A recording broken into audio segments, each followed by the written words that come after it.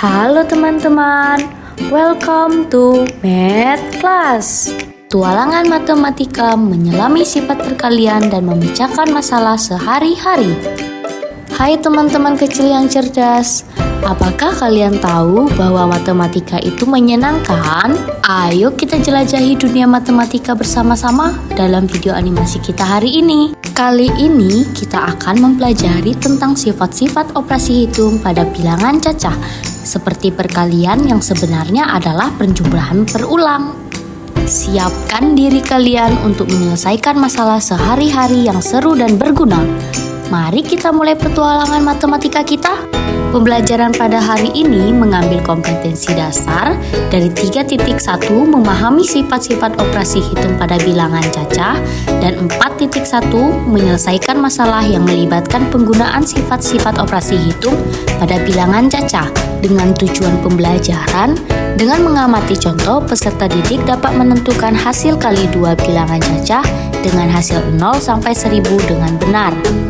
Setelah mengamati contoh, peserta didik dapat memecahkan masalah sehari-hari yang melibatkan perkalian bilangan cacah dengan hasil 0 sampai dengan 1000 dengan benar. Mari kita simak contoh perkalian berikut ini. Perkalian merupakan penjumlahan berulang dengan bilangan yang sama. Kita ambil contoh perkalian 3 dikali 4. Kita imajinasikan angka 3 dengan 3 keranjang. Masing-masing keranjang berisi 4 butir telur ayam.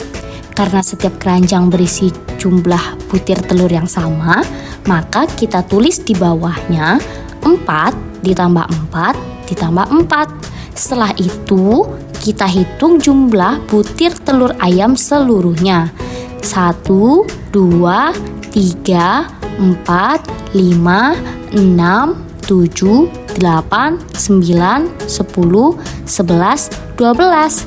Jadi 3 dikali 4 sama dengan 4 ditambah 4 ditambah 4 sama dengan 12. Baik, kita lanjut ya soal berikutnya. Yang sebelumnya 3 dikali 4, soal sekarang yaitu 4 dikali 3. Kita imajinasikan angka 4 dengan 4 keranjang. Masing-masing keranjang berisi 3 butir telur ayam. Karena setiap keranjang berisi jumlah butir telur yang sama, maka kita tulis di bawahnya 3 ditambah 3 ditambah 3 ditambah 3. Nah, setelah itu kita hitung jumlah butir telur ayam seluruhnya. 1, 2, 3, 4, 5, 6, 7, 8, 9, 10, 11, 12. Jadi 4 dikali 3 sama dengan 3 ditambah 3 ditambah 3 ditambah 3 sama dengan 12. Kita masuk ke soal cerita berikut ini ya. Pak Dani mempunyai 4 kandang ayam. Setiap kandang memiliki 5 ekor anak ayam. Jadi jumlah anak ayam Pak Dani adalah... Baik, dari soal cerita di atas dapat kita tuliskan ke dalam bentuk perkaliannya terlebih dahulu ya, yaitu 4 dikali 5. Angka 4 kita imajinasikan sebagai banyaknya kandang. Masing-masing kandang berisi 5 ekor anak ayam. Maka kita tulis bersama-sama angka 5 di bawah kandang. 5 ditambah 5 ditambah 5 ditambah 5. Setelah itu, mari kita hitung bersama-sama jumlah anak ayam secara keseluruhan. 1, 2, 3, 4, 5, 6, 7, 8, 9, 10, 11, 12, 13, 14, 15, 16, 17, 18, 19, 20. Jadi 4 dikali 5 sama dengan 20. Soal cerita yang berikutnya. Di kebun buah Pak Budi terdapat 4 keranjang besar. Setiap keranjang berisi 10 stroberi yang segar. Pak Budi ingin menghitung jumlah stroberi yang dimilikinya. Berapakah jumlah stroberi keseluruhan di kebun buah Pak Budi? Baik, dari soal cerita di atas dapat kita tuliskan ke dalam bentuk perkaliannya terlebih dahulu ya, yaitu 4 dikali 10. Angka 4 kita imajinasikan sebagai banyaknya keranjang buah. Masing-masing keranjang berisi 10 buah stroberi. Maka kita tulis bersama-sama angka 10 di bawah keranjang buah. 10 ditambah 10 ditambah 10 ditambah 10. Nah, setelah itu mari kita hitung bersama-sama jumlah stroberi secara keseluruhan. Karena jika dihitung satu persatu terlalu lama, maka kita menggunakan cara hitung bersusun. Bagaimana caranya? 10 ditambah 10 sama dengan 20. 10 ditambah 10 sama dengan 20. 20 ditambah 20 sama dengan 40. Jadi perkalian 4 dikali 10 sama dengan 40. Jadi jumlah stroberi secara keseluruhan di kebun buah Pak Budi sebanyak 40 buah stroberi. Baik, kita masuk ke contoh soal yang terakhir ya. Bebek-bebek Tina ada yang bertelur. Hari ini Tina mengumpulkan telur-telur bebek di kandang. Ia mengumpulkan 30 butir telur. Gambarlah telur pada keranjang yang sudah disediakan. Nah, jika Tina simpan telur pada 5 keranjang, berapa isi telur pada masing-masing keranjang? Nah, caranya mari kita letakkan butiran telur di dalam keranjang ini. Kita mulai 1, 2, 3, 4, 5, 6, 7, 8, 9, 10, 11, 12, 13, 14, 15, 16, 17, 18, 19, 20, 21, 22, 23, 24, 25, 26, 27, 28, 29, 30. Nah, setiap keranjang sudah kita masukkan butiran telur sesuai dengan jumlah telur yang dikumpulkan oleh Tina.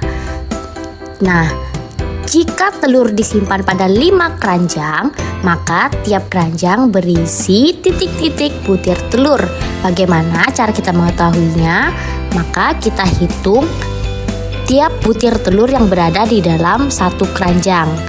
Ada berapa? 1, 2, 3, 4, 5, 6. Maka tiap keranjang berisi 6 butir telur. Nah, kita dapat menuliskannya dalam laman bilangan perkalian. 5 dikali 6 sama dengan 30. Sifat-sifat operasi hitung bilangan cacah dibagi menjadi 4. Sifat komutatif, sifat asosiatif, sifat distributif, dan juga sifat identitas. Sifat komutatif atau yang biasa disebut dengan pertukaran. Ingat bahwa dalam sifat ini perkalian dua bilangan akan memberikan hasil yang sama walaupun kedua bilangan tersebut ditukar. Nah, dalam sifat ini juga hanya berlaku pada operasi penjumlahan dan perkalian. Contoh, 3 dikali 4 sama dengan 4 dikali 3. Yang semula angka 3 berada di sebelah kiri berpindah ke sebelah kanan. Begitu pula sebaliknya, angka 4 yang semula berada di sebelah kanan berpindah ke sebelah kiri. 3 dikali 4 sama dengan 4 dikali 3 dan sama-sama menghasilkan 12. Sifat asosiatif atau yang biasa disebut dengan pengelompokan. Ingat, dalam sifat ini perkalian 3 bilangan akan memberikan hasil yang sama walaupun dikelompokkan dengan cara yang berbeda. Dalam sifat ini juga hanya berlaku pada operasi penjumlahan dan perkalian. Sekarang kita perhatikan contoh berikut ini. Dalam kurung 4 dikali 3 dikali 2 itu sama dengan, kita tulis dulu 4 dikali 3 dikali 2. Sekarang kita pindah tanda kurungnya ya. Yang semula berada di 4 dikali 3 kita ganti ke 3 dikali 2. Kita hitung yang ruas kiri terlebih dahulu. Yang dalam kurung dulu ya. 4 dikali 3 sama dengan 12. Dikali 2 sama dengan 24. Sekarang ruas sebelah kanan. Ingat, dihitung di dalam kurung terlebih dahulu. 3 dikali 2 sama dengan 6. Dikali 4 sama dengan 24.